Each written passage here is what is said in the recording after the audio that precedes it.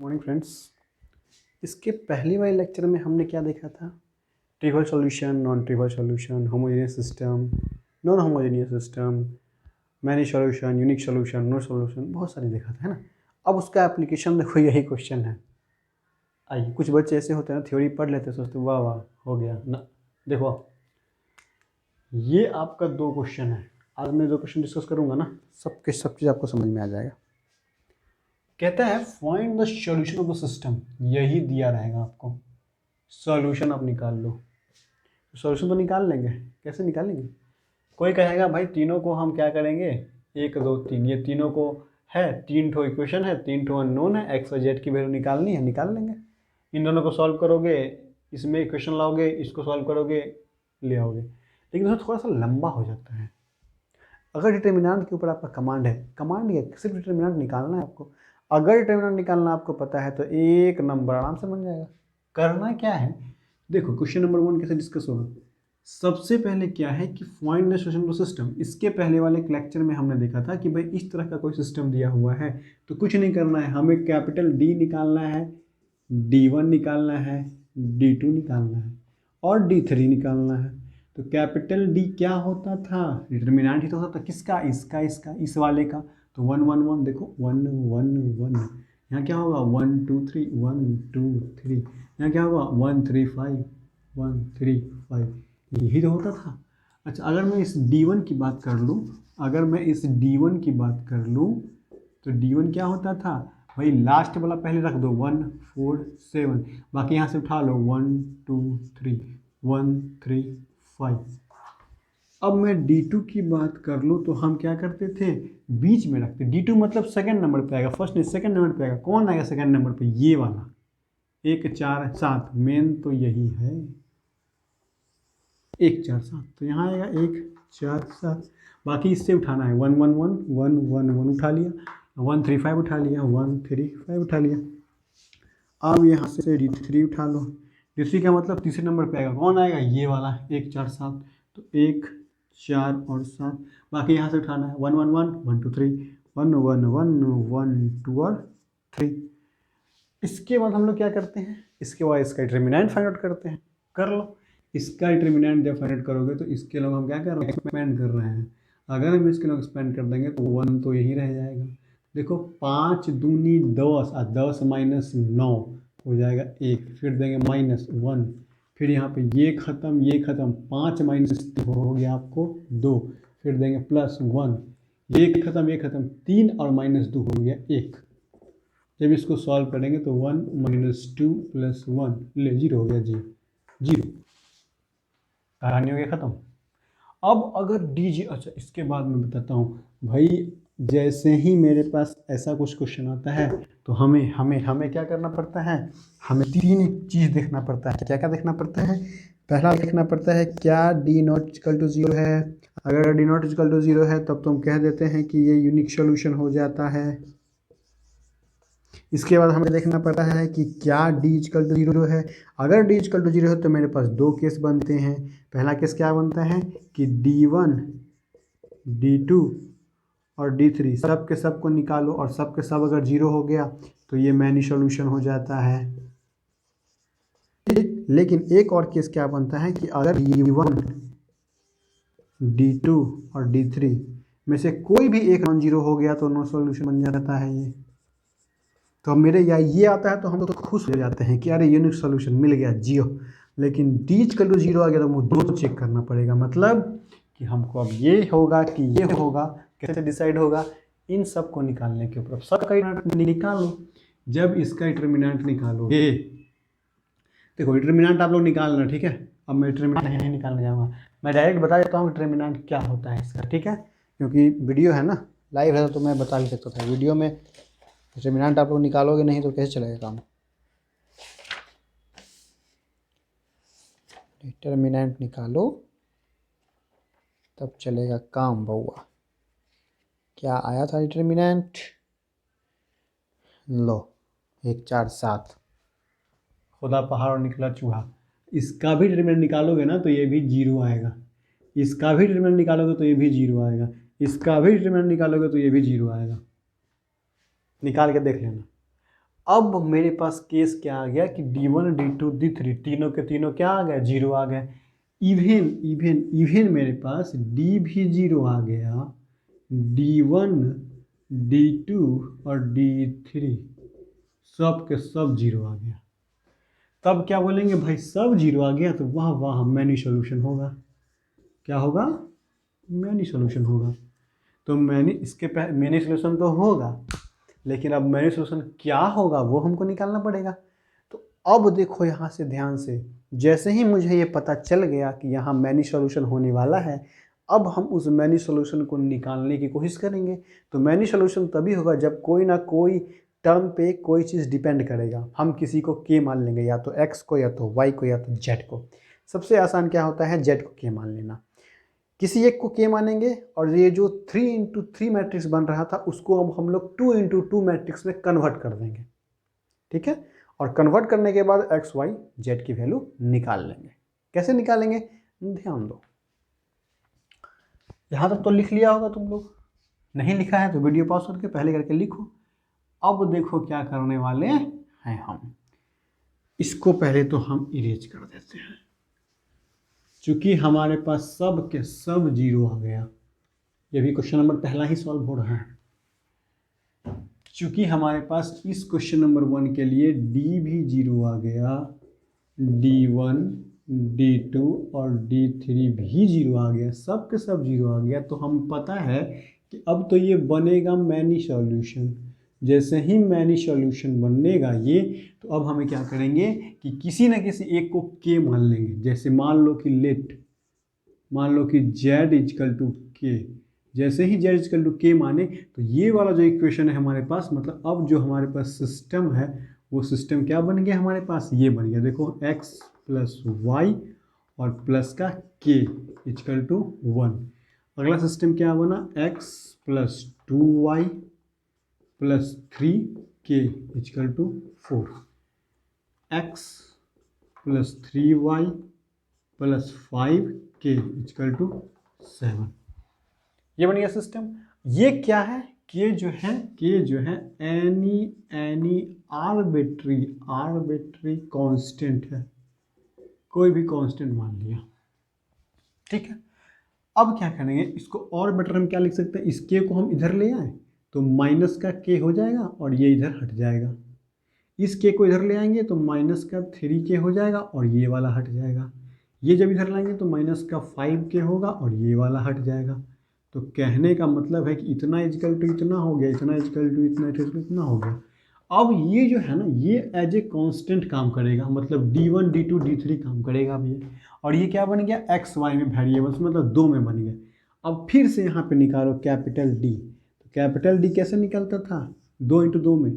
सिर्फ और सिर्फ हम लोग क्या करते थे, एक्स वाई का ही तो लेते थे, ये और ये ले लेंगे, 1 2 3। ठीक है, अब देखो हम लोग क्या करेंगे भाई, ध्यान से देखना। इसको या फिर इसको तीनों में से किसी दो इक्वेशन को हम मान लेंगे, तो चलो हम पहला इक्वेशन ये है, दूसरा इक्वेशन ये है और तीसरा इक्वेशन ये है। हम क्या कर रहे हैं, पहला और दूसरे का यूज कर रहे हैं। पहले दूसरे का यूज करोगे तो सिर्फ और सिर्फ मेरे लिए सिस्टम कौन बनेगा, सिर्फ यही सिस्टम बनेगा। ठीक, ऐसा इसलिए कर रहे हैं क्योंकि एक को तो मैंने के मान लिया। ठीक है, अब क्या करेंगे, इससे हम कैपिटल डी निकालेंगे तो क्या होगा, 1 1 1 2। ठीक, अब यहीं से फिर हम क्या निकालेंगे, D1 निकालेंगे। तो D1 निकालने के लिए क्या होता था, जो बाहर ये लास्ट वाला होता था वो पहले आता था, मतलब 1 माइनस के यहाँ आएगा, 4 माइनस 3k यहाँ आएगा, और जो ये था वो यहीं उतरेगा 1 2। उसके बाद फिर D2 निकलता था। D2 कैसे निकलता था, जो लास्ट वाला होता था, इसको तो हम छोड़ ही दे रहे हैं अभी, लास्ट वाला होता था वो लास्ट में था 1 माइनस के, तो यहाँ आएगा 1 माइनस के, 4 माइनस 3k 4 माइनस 3k। अब जो बचा 1 1 1 1 यहाँ कर दिया।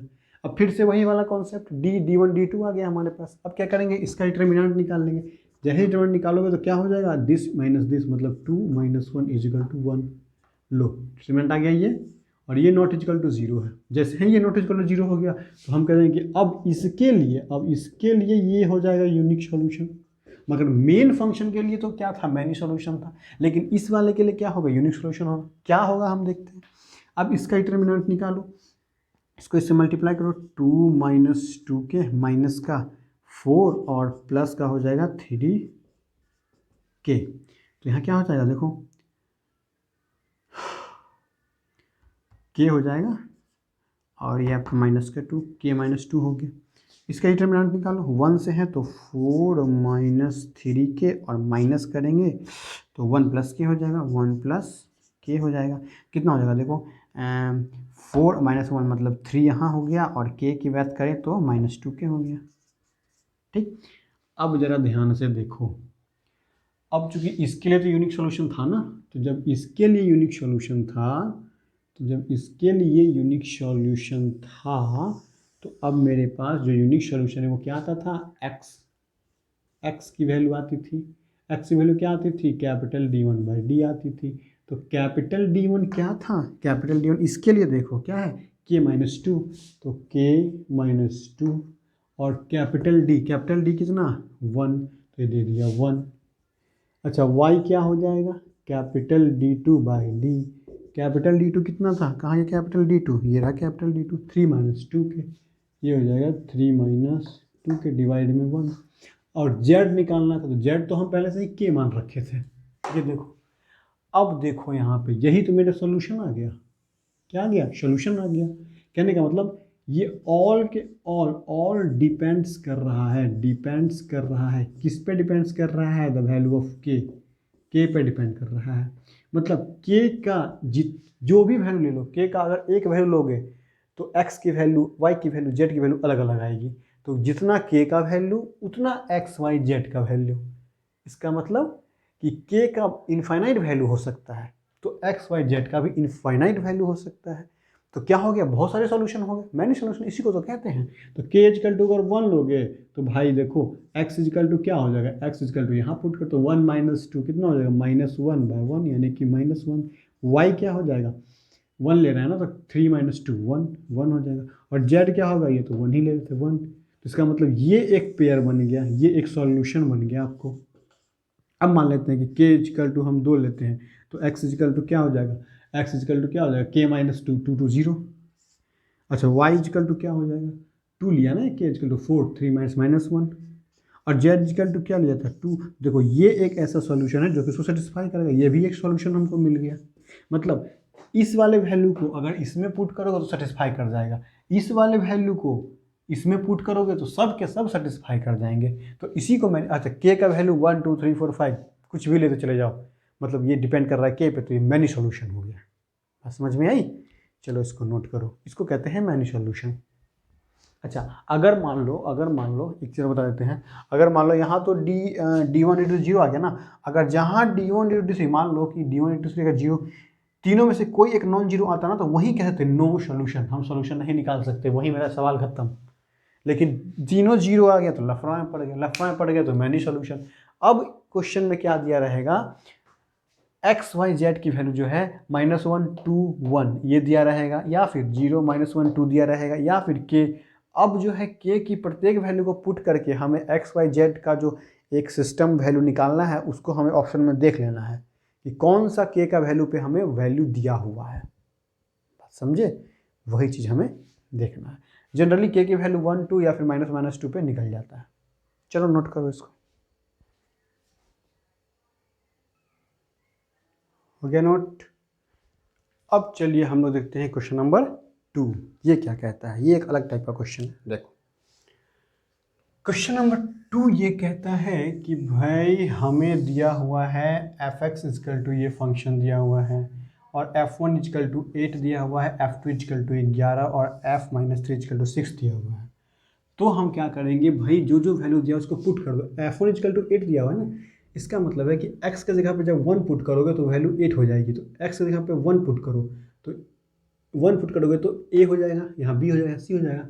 मतलब कि a + b + c = 8। ये क्या कर रहे हैं हम, अकॉर्डिंग टू क्वेश्चन लिख रहे हैं।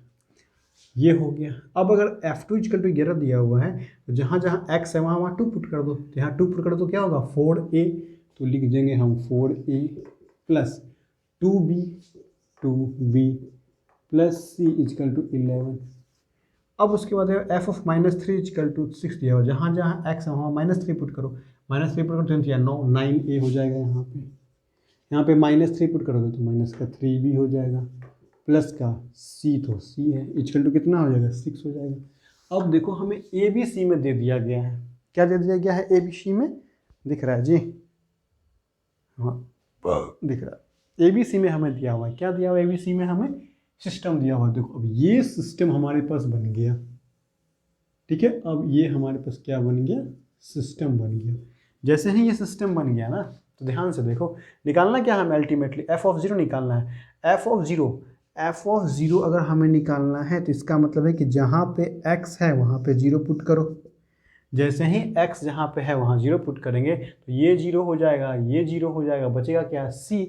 मतलब अल्टीमेटली हमें c की वैल्यू निकालनी है, बात समझिए। तो हम ए बी पे क्यों फोकस करें, हम सीधे सी पे फोकस कर देते हैं। तो सी पे तो फोकस करेंगे, लेकिन चलो डिटरमिनेंट की वैल्यू हम, देखो ये तो ऑब्जेक्टिव बनाने के लिए हम कह रहे हैं, लेकिन हमें ए बी सी तीनों की वैल्यू निकाल के मैं तुम्हें दिखा दूंगा, ठीक है। चलिए मान लो अब हम एफ ये है ना, अब हमसे क्या पूछा, मान लो कि ये दिया हुआ था, हमसे सी की वैल्यू पूछ रही है। हो सकता है कि हमसे पूछ दे कि एफ ऑफ -1 की वैल्यू बताइए। तब क्या करते हैं, एफ ऑफ -1 का वैल्यू क्या, इसका मतलब क्या कि जहाँ जहाँ पे एक्स है वहाँ वहाँ पे -1 रखना है। तो यहाँ -1 रखो तो क्या हो जाएगा, ए हो जाएगा, माइनस का बी हो जाएगा, प्लस का सी। मतलब हमें इसकी वैल्यू बतानी है, यही ना। तो ए बी सी की वैल्यू हमें पता रहेगी तब तो भाई वहाँ पे एक्स वाई जेड रहता था, यहाँ पे ए बी सी रहे, यही तो है, इसके अलावा तो और कुछ है नहीं। तो बस सिमिलरली जैसे उसमें करते थे वैसे इसमें करेंगे। भाई क्या करेंगे, इसमें सॉल्यूशन तो निकालना है, तो कैपिटल डी पहले मान लेंगे। कैपिटल डी का जब डिटरमिनेंट निकालेंगे तो क्या बनेगा, इसका कोफिशिएंट बनेगा, मतलब 1 1 1, ये बनेगा 4 2 1, ये बनेगा 9 -3 और 1। उसके बाद फिर कैपिटल D1 निकाल लेंगे। तो कैपिटल D1 क्या बनेगा भाई, जो लास्ट वाला जो होता था वो पहले आता था, तो 8 11 6, और ये वाला उतार देंगे 1 2 -3, ये क्या हो जाएगा 1 1 1 हो जाएगा। D1 निकल गया। अब यहाँ से D2 निकाल लो। D2 क्या होगा, D2 आपका हो जाएगा 8 11 6, 8 11 6 को यहाँ रखा, और बाकी जो ये बच गया उसको रख दो, 1 4 9 1 1 1 1 1 1, ठीक। अब क्या करेंगे, D3 निकाल लेंगे। जैसे ही हम लोग D3 निकालेंगे तो क्या करेंगे, 8 11 6, तो 8 11 6 को यहाँ रखेंगे, बाकी यहाँ से उठा दो, 8 11 6, 8 11 6, और ये क्या हो जाएगा 1 2 -3, 1 2 -3, यही तो होगा।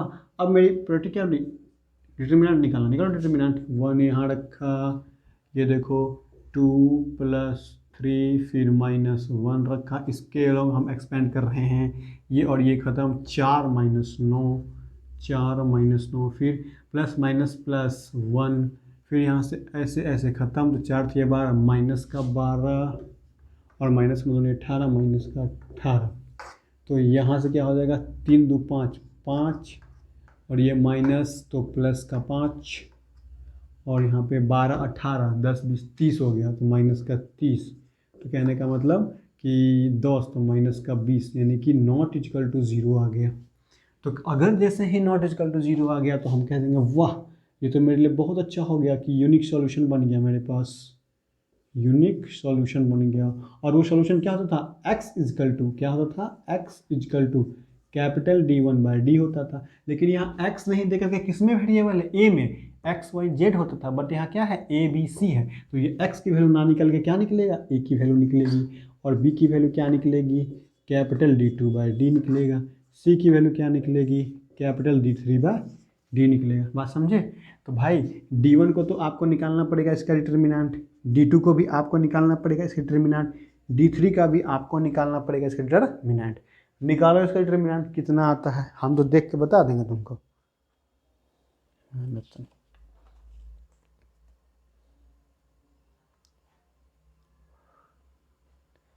-10 -30 -120, -10 -20 -130। देखो भाई, जो हमारे पास सॉल्यूशन है, जो मैंने कल सॉल्यूशन किया था उसमें तो यही आया था। बाकी हो सकता है कि -10 -10 -120। ओ 120 है, ठीक है, तो 120 कर लो। बात समझे, ये आएगा, डिटरमिनेंट आप निकाल लेना। अब जैसे ही ये आ गया मेरे पास, तो अब हमें क्या बोल रहा है, एफ ऑफ जीरो की वैल्यू। भाई तो एफ ऑफ जीरो की वैल्यू हमें बोल रहा है, तो सी की वैल्यू हमें चाहिए। सी कहाँ गया, यस सी। चलो ए की वैल्यू अगर मैं बात कर लूँ तो ए की वैल्यू क्या होता है, कैपिटल D1 कितना है, -10, तो हो जाएगा -10 बटा डी कितना निकला, -20। -20 कहने का मतलब कि 1/2 हो गया ए की वैल्यू। बी की वैल्यू D2 मतलब -20 बटा -20 मतलब 1। सी की वैल्यू -120 बटा डी -20 मतलब कितना, खट खट खट 6। तो कहने का मेरे पास ए की वैल्यू आ गई, बी की वैल्यू आ गई, सी की वैल्यू आ गई। ए की वैल्यू आ गई 1/2, बी की वैल्यू आ गई 1 और सी की वैल्यू आ गई 6। देखो ए बी सी की वैल्यू आ गई। क्या पूछा जा रहा था, F of zero. F of zero का मतलब क्या, यहाँ जीरो पुट कर तो ये जीरो हो जाएगा, ये जीरो हो जाएगा। सी की वैल्यू कितनी है, 6, यानी कि 6 इसका आंसर हो जाएगा। अगर हमसे एफ ऑफ -1 पूछा जाता तो हमें ए माइनस बी प्लस सी लिखना था। तो ए की वैल्यू कितनी थी, ए की वैल्यू 1/2 माइनस बी की वैल्यू 1 और प्लस 6। इसको क्या करो, सॉल्व कर लो। सॉल्व करोगे तो कितना आएगा, देखो इतना है, तो -1/2 यहाँ आ गया, प्लस का 6 यहाँ आ गया। ये -1 और प्लस का 6 दूनी 12/2 हो गया। ये आपको हो गया कितना, ये है ना 11/2। यही आपको क्या हो जाएगा, आंसर हो जाएगा 5.5। बात समझे, इस तरह से क्वेश्चन करेंगे हम लोग। क्लियर है, चलो जल्दी नोट करो, जहाँ नहीं समझ में आए फिर से देखो एक बार। और अब कोई भी आप क्वेश्चन बैंक उठा लो या फिर मैट्रिक एग्जामिनेशन का क्वेश्चन उठा लो, नेट सोल्यूशन को आप निकालो, उसको सॉल्व करो। अच्छा, कभी कभी आपको क्या दिया रहेगा कि भाई ये ट्रिवियल सोल्यूशन है कि नहीं। अगर ट्रिवियल सोल्यूशन है या नहीं है तो सीधा करेंगे, डिटरमिनेंट इसका निकाल के जीरो को इक्वेट कर देंगे। यहाँ पे मान लो एक्स दिया रहा है, वाई दिया रहा है, कुछ भी रहे, ये कर देंगे, जीरो कर देंगे, एक्स वाई की वैल्यू निकाल देंगे, डिटरमिनेंट की वैल्यू निकाल देंगे। क्लियर है, चलो नोट करो। इसके नेक्स्ट क्लास में फिर कुछ क्वेश्चन भी करेंगे हम, और कुछ चीज़ें अभी और बाकी हैं। 1-2 लेक्चर में आपका पूरा का पूरा मैट्रिक्स डिटरमिनेंट समाप्त। उसके बाद फिर हम लोग नया चैप्टर स्टार्ट करेंगे, ठीक है। अच्छा, जहाँ भी जो भी क्वेश्चन वगैरह है उसको सॉल्व करो, आराम से बनाओ और आराम से तैयारी करो। क्लियर है। अभी तो कोरोना के चक्कर में हो सकता है कि मुझे आपका एग्ज़ाम थोड़ा डिले भी हो जाए, तो आपके पास मौका मिल रहा है, टाइम मिल रहा है, टाइम जैसे ही मिल रहा है आप उसको यूज करो। क्लियर है, चलिए नोट कीजिए इसको, बाकी तो आप समझदार हो ही।